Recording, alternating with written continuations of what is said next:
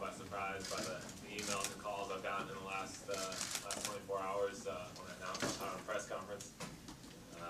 No real surprise. This is my last tournament. Just a classy guy. I mean, one of the nicest people on the tour, always friendly, always open. Just conducted himself as you would hope a top athlete would conduct himself. I think he's meant a lot to the game. This is a guy who, in my opinion, is an incredible success story. He went to college much like myself. He got up to number 4 in the world.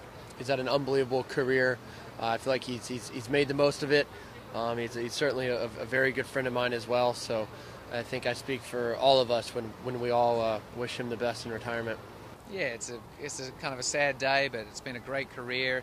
One of my most favourite players to watch ever. He's just so entertaining, so powerful. He was a unique type of player, really, and a tremendous guy.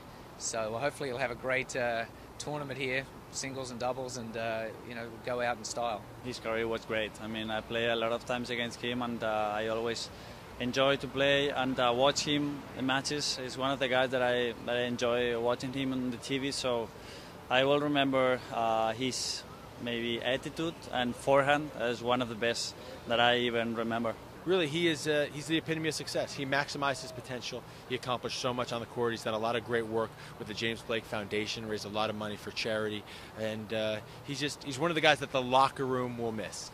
Yeah, I think James has been a tremendous ambassador for tennis, both on and off the court throughout his career.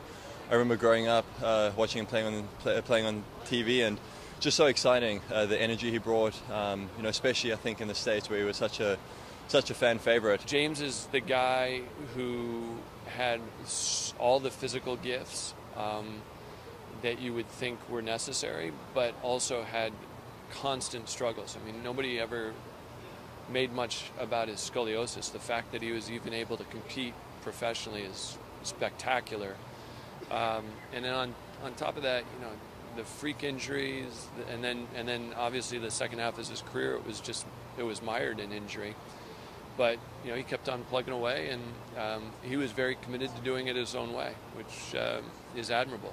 He had that terrible injury, which would have knocked a lot of people right out of the game when he slid into the net post in Rome and seriously hurt his neck, and his father died at the same time, and it was a huge burden for him to deal with because he'd been on top of the world and suddenly he was in the pits of despair for 2 big reasons.